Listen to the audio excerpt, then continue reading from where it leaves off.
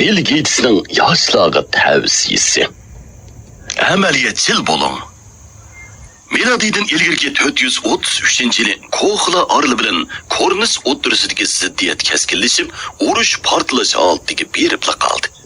Har ikki taraf shu narsani aniq biladiki, Afinaning yordamiga erishmay turib, bir-birini yengolmaydi. Koxla vakillar umigining annaga kelgandagi pozitsiyasi intayin aniq bo'ldi. Ya'ni ularning o'zlarining azaldan Afinaga hamdamda bo'lib baxmaganligini, hatto Afinaning dushmanlari bilan ittifoq tuzib kelganligini iqror qilishdi. Hamda Koxla orolining tinch amilligi uchun Afina bilan hamkorlashishni xohlaydiganligini, hamkorlikning asosiy o'rtaq manfaatlanish bo'ladiganligini ta'kidladi. Koxlaning harbiy kuchi Afinadan qasili kuchli edi. Ikkisi birlashsa, Afinaning raqibi bo'lgan Spartakni mag'lub qila oladi. Kornisning elchilari hadisli o'zlarining Afina uchun qilgan ishlaridan tushib, Afinani o'zlariga yordamlashib, Koxla orolini elib berishga qistadi. Hamda agar yordam bermasa, o'zlarining mangulik raqiblardan bo'lib qoladiganligi to'g'riliq tahdid selishga boshladi. Oxir Afina Koxla orolidagilar bilan hamkorlashib, tug'ushini Kornisga qaratdi. Olijanob Afinaliklar qadimki Gretsiyadagi eng esil amaliyatchilik ishlardir. Ular uchun jahondagi eng nafis, chiroyli, shirin shekar o'tinish, yolvorishlardan aqlga muvofiq, haqiqiy, unumli dalil ming hassa afzal edi. Kornisliklar o'zlari Afinaliklarga yordam berganligi uchun Afinaliklar o'zlariga kelgan mushkulotning bir qismini o'z ustiga elish kerak deb qaraydi. Boshqa davlatlar Afina Kornisning mehr shafqatini, do'stligini o'ntidi deyishi mumkin. Ammo Afina bir kuchli shahar davlati. U mangulik ittifoq tura oladi. Mana bu amaliyat. Hammalar hatto qalandirmi o'zini eng qiltis deb o'ylaydi. Amaliyotga yuzlanish ba'zi hollarda azoblik bo'lsa-mu, ammo u hamon reallik. G'oyimi qo'l yetmas darajada egiz, g'oyiviy qilib etishga bo'lmaydi. Har bir ishda o'zimizning amaliy ahvolimizni dangsab berib, amaliyatchanroq bo'lganimiz tuzuk. Bir cho'ja osmonning qarda parvoz qilib ketayotgan bir burkutni ko'rib, intayini so'qlanibdi va onasidan: "Ona, bizda shunday yo'g'on qanot partroqliq, nemishqa burkutdek egiz ucholmaymiz?" deb so'rabdi. "Maqtasan", debdi Mikian. "Egiz uchqanning nima foydasi? Dan qurut osmonda emas, yerda tursa." Hamma odamning o'ziga tushliq yashash logikasi va shuningga mos muhiti, sharoiti bo'ladi. Biz amaliyotdan ayrilib yashayolmaymiz. Amaliyotdan ayrilgan g'oyaviy nishon manzillarga yetolmaymiz. Boshqalar muvaffaqiyat qozongan ish bizga mos kelmasligi mumkin. Shunga amaliyatchil bo'laylik. Tanqidni kamtarlik bilan qabul qiling. Bir sopun sotquchi hamdala tijoratni boshlagan mazgilda ishlari ancha o'ngishli bo'lmay, ishdan qag'ili tasli qapti. U mahsulotning sifati, bahosida hech qanday masala yo'qligiga jazm qilgandan keyin masalaning o'zida ekanligini bekitib chiqibdi. U har qatim o'ngsizlikka uchraganda yo'l bo'yi nima ishda katkazib qo'ydim. Pozitsiyam yaxshi bo'lmadimi? Qizg'inligim yetarlik bo'lmadimi degan masalalarni o'ylab mangadigan. Hatto ba'zida o'zini rad qilib, xo'jayinlarning oldiga berib, siz menga qaraganda tajribalik, ishlaringizmi utuqliq, biladiganlaringizmi ko'p. Men qaysi taraflarda katkazib qo'ydim, ko'rsatib bersangiz deb tovanchilik bilan o'tinadigan bo'pti. Shunda qilib bu uzun o'tmaylar nurg'un do'stqami, qimmatlik tajribaga ega bo'pti. Ishlarim yurishibdi. Bu dal keyingi kunlarda eng chong sopun shirkatiga aylangan, Gavluji shirkatining bosh direktorligiga saylangan Letibil apandidir. Bill Gates bir odam bo'libmi yoshlar tanqidni jazman kamtarlik bilan qabul qilish kerak deb qaraydi. Ammo hammamizning tanqidga bo'lgan muomalamiz o'xshamaydi. Ba'zimiz tanqidni ko'rsak, o'zimizni yo'qotib qo'ydiganlardan. Qanday qilganda tanqidga qarta eng to'g'ri muomala qilib bo'ladi. Aqllar tanqidning aktiv taraflarini ko'rib yetalaydi va uni xizmatini ilgari surish, xarakterini mukammallashtirish, kayfiyat psixikasini tangshash, tezginlashning yaxshi fursatiga aylantira oladi. Nodon odamlar tanqidni ko'rsa chichashib ketadi. Amerikaning dongliq shoiri Whitman, "Ajaba siz erishgan narsalarning hammasi sizga havas qiladigan, sizga yaxshi muomala qiladigan, siz bir maydonda tura oladiganlardan kelganmi? Sizni ayblab tanqidlay oladiganlardan texmi ko'p narsalarni o'rganamamsiz" degan edi. Agar biri sizni bo'lishchi tillab haqoratlasa, siz ochiqlanamsiz yoki taqat qilamsiz. Lincolnning qo'rg'uliq armiya ministri Stanton Lincolnni o'lgur, hamoqat deb tillagan. Lincoln xususiy siyosat vazirlik bilan buyruq tushirib, uni ma'lum bir adratga almashtirib o'tgan. Stanton bu buyruqni ijro qilishni rad qilib, moshundaq buyruqni tushirgan Lincoln rostilla o'lgur, hamoqat deb texmi avzaylab tillab ketgan. Biraylan bu xabarni Lincolnga yetkazganda, u jimib Stanton o'lgur, hamoqat degan bo'lsa, shundoq o'xshayman. U meni izchil shundoq deb keldi. Qarg'anda bir ishni ketkizib qo'ygan o'xshayman dedi va Stantonni chaqirtib, ochiq fikrlashgandan keyin buyruqni bekor qilyapti. Shuningdek keyin Lincoln hamma ishda ehtiyot, mohirlik bilan aqlga muvofiq hukm chiqarishga odatlandi. Tanqid uning madhiya, qasidadan yaxshiroq rol o'ynadi. Biz foydali tanqidlarni mohirlik bilan qabul qilishni o'rganib olishimiz lozim. Einsteindek ulug' zotlarmi mundaq deydi. %99% vaqtlarda mening hukmim xato chiqib qoladi. Biz haqiqatan ko'proq xatolashimiz. Tanqid biz uchun to'g'ri. Bill Gates mundaq deydi. Raqiblarimizning fikri o'zimiznikidan bakrak yaxshi chiqib qolishi mumkin. Lekin biz o'zimizga qartilgan tanqidni anglab bo'lguncha, tanqid mazmunini anqiramayla o'zimizni oqlashga tushib ketamiz. Odam hissiyotli maxluq. U chiroyli, siyliq madhiya so'zlarini anglashga xushdir.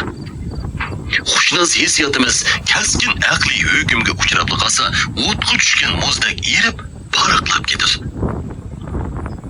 Kamtarlikni, aqllikni, sabrchanlikni o'rganib olaylik. Tanqidga uchraganda, agar ashu deyilgan gaplar rostilla mening kamchiliklarim bo'lib qolsa-chu deganni o'ylab qo'yaylik.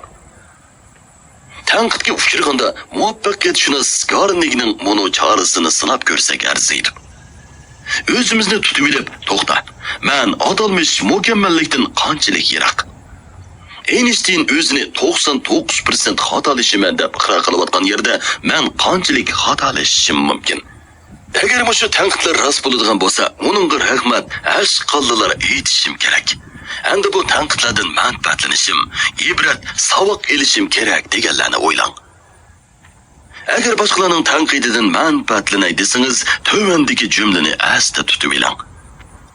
Biz o'zimiz qilgan ahmoqona ishlarni yezib chiqib, o'zimizni tanqidlab boqaylik. Biz hammani talto'kis mukammal darajada bajarib bo'lolmaymiz. Boshqalarning samimiy, foydali, aktiv tanqidlarga yo'l qo'yaylik. Xatolassangiz tan eling. Bill Gates mundaq deydi. Nurg'un odam xatolik o'tkazsa, hamisha aloqchaliq bo'lib, uni yoshirishning qo'ydili bo'ladi. Amaliyotda xatolik o'tkazishmi o'xshashli bir xil xizmat tajribasi.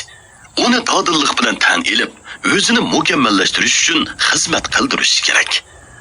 Roosevelt o'xshash ulug' zotlarmi azaldan o'z xatoligini ixro qilishdan qo'rqib boqmagan. U New York ehtiyot qism 18-o'tir atratiga boshliq bo'lib turganda bu xil esil fazilatini namoyon qilgan. Uning bilan bir atratda turgan leytenant mundaq deydi. Roosevelt atratni mashqqa solgan vaqtlarda doim mashqning yerimida to'xtashga buyruq beradi. U bir tarafdan varqirg'ach, yana bir tarafdan yanchiqdan mashq qo'llanmasini chiqarib, munosabatlik batlarni astoydil ko'rib chiqqandan keyin bizga boya xato debdiman. Aslida mundaq ishgan deb tushuncha beradi. Uningdek samimiy odamlar haqiqatan ko'p emas. U ba'zida oq ko'ngilligi sababidan masxiriga qoladi. New York shahriga shahar boshliq bo'lib turgan mazgilda uning maslahat berishi va tirishchiligi orqasida ro'yobga chiqqan bir loyiha Oliy palataning tasdiqidan o'tgandan keyin u to'yuqsizla o'z hukmining xatoligini bayqaydi va o'z xatoligini dadillik bilan iqror qiladi. Nihoyat xijilman. deydi u Oliy palata a'zolarining oldida o'z xatoligini iqror qilib. Butun kuchim bilan bu loyihani qo'llagan vaqtimda loyihaga uncha eranishmabdiman. Ham Nyu-York xalqining orzusini debla mushunda qilibdiman. U dadillik bilan o'z xatoligini iqror qilgan, ham uni tuzatishga tirishgan mundaq ulug' odamlarning xatolik oldidagi samimiyligi kishini haqiqatan qoyil qiladi. Chikagoluk doktor Maverson, men xatolik o'tkazgan bir odamning sabab ko'rsatib, mas'uliyatning kechishini emas, ikkinchi qatim xatolik o'tkazmasligini bakrak xohlayman. Sabab ko'rsatish intayin xatarli narsa. U odamni yomon o'gitib qo'yadi. Sabab ko'rsatib mas'uliyatdan qochmaydiganlar xizmatni hamon butun kuchi bilan tirishib yaxshi qiladi deydi. O'z xatoligini dadillik bilan tan oladigan odamda bir xil qanoatlanish tuyg'usi bo'ladi. U yolg'iz yomon odat va o'zini oqlash tuyg'usini yo'qotib qolmasdan, balki shu xatolik keltirib chiqargan yomon oqibatlarni bartaraf qilishga foydali. Bill Gates bizga sarangmi o'zining xatoligini oqlay oladi. Ammo o'z xatoligini iqror qila olgan odamlar boshqalarning hurmatiga erisha oladigan oliyjanob tuyg'uga ega odamlardir. Agar bizning qilayotganimiz to'g'ri bo'lsa, boshqalarni qoyil qila olishimiz, qilayotganimiz xato bo'lsa, xatoligimizni iqror qila olishimiz kerak deydi. Bir qatim noiti Hokavur bosh muharrir Angliya bosh vaziri Ernestga noiti po'chilik bilan bir narsalarni deb ketibdi. Ayni vaqtda hamdini nom chiqarishga boshlagan bu yoshqa tasodifiy fursatda Gertsin takalluf bilan mundaq debdi. Necha kun avval men sizning bir parcha xatingizni topshirib olgan-ku deyman. Men yozgan debsiz? Jazmanki men yozmagan. Haqiqatan mening katibim yozganda, jazmlashtirayman, men yozmagan. Debdi qayta. Gertsin ifoda bildirmay uningga boshlanish deb qo'yibdi. Ziyofat yuqori do'lqonga chiqib, Gertsin efendi hammalarning parang temisining markaziga. Hammalar mehmon amal tepib, yaqinlashqisi keladigan shaxsga aylanib qoldi. U hammalar bilan noyda qizg'inlik bilan paranglashibdi. Ammo erqi bosh muharrir har qancha qilib butun kechilik jarayonda Gertsin efendi bilan birar eg'izma paranglashish fursatiga ega bo'lolmabdi. Amalning barcha o'z kamchiliklarini iqror qilganning ziyni yo'q. Ahmoqlarcha po'yetish foyda bermaydi. Xatolikni iqror qilish, bahoni izlamaslik orqali boshqalarga yaxshi ta'sirot qoldirib, boshqalarning qarshi elishiga erishgili bo'ladi. Samimiy, ishonchli odamlarni hamma odam yaxshi ko'radi. Mas'uliyatsiz ko'z bo'yamchilardan hamma odam qochadi. Xatolashgan bo'lsangiz darhol samimiylik bilan iqror qiling. U sizga o'zimizni oqlagandan ko'ra manfaat yeb keladi. Ortiqchiligingizni ish qiling. 1929-yili Churchill do'sti Amerika aksiya magnati Bonard Baruch bilan Wall ko'chasidagi aksiya bozorini aylandi. U yerdagi intayin oldirash qizg'in kayfiyatdan hayajonlanib ketgan Churchill paychik sodasini oson chaqlab, o'zini bu ishga qo'l sep baxmoqchi bo'ldi. Ammo o'ylamagan yerdan bu qeri tulkining zo'r ishonch bilan setib olgan birinchi peyning bosi shiddat bilan tuvallashga boshlaydi. Orqadan u o'zi xilli tushunadigan, asosimi yaxshi yana bir korxonaning pay chekini setib oladi. Ammo pay bozori uning o'ylagandek bo'lib chiqmaydi. Shuni qilib Churchill bir kun o'ynab noyati zo'r qarzga bo'g'ilib ketadi. U intayin tushkunlashib qaytmoqchi bo'lib turganda, Baruch uningga yana bir hisobot xotirasi aklib beradi va kulib ketadi. Aslida Baruch ulug' zotlarning aql parastinin aksiya bozorida 10 bulan qarg'a kib ketmaydiganligini o'ylab, aksiya shartchisining boshlig'i bilan aloqalashib, Churchill bilan tangla Winston Churchill degan nomda yana bir hisobot ochgan va maxsus odam qo'yib, uni favqulodda ziyondan qutqizib qolmoqchi bo'lgan ekan. Yana Churchill nima olsa, yana bir Churchill shuni setibdi. Churchill nima olsa, yana bir Churchill shuni yepti-da, bu qeri tulkini qopqondan saqlab qoldi. Einstein yangidan qurilmoqchi bo'lgan Isroiliya davlatining so'ngtonligiga taklif qilinganda rad qilgan edi. Yana o'zining obyektiv model bilan aloqa qilib ko'ngan kallasining siyosiy, ma'muriy ishlarni, xalq taqozo bo'lib turayotgan ishlarni joyida bajarishga mos kelmaydiganligini to'nib yetgan edi. Dаңлық yazgıcı Mark Twain soda qilib baqqan, nashriyat shirkatini qurib baqqan. Ammo 300 ming Amerika dollari qarzga petib qolgan. Ayoli Uriya uningda soda talanti emas, yeziqchilik iqtidori borligini obdan biladi. Shuning bilan ayolning qayta madad, ruhiy jihatdan yordam berishi orqasida yeziqchilik hayotini boshlagan Mark Twain mag'lubiyatlik taqdirdan qutulib, nihoyatda tezla adabiyot sohasida parlaq natijalarni qo'lga keltirdi. Haqiqatan hayotning mahbiyati dal ortiqchilikni ishga selish, uning qimmatini oshirishda. Har bir odamda muayyan talantning o'rig'i bor.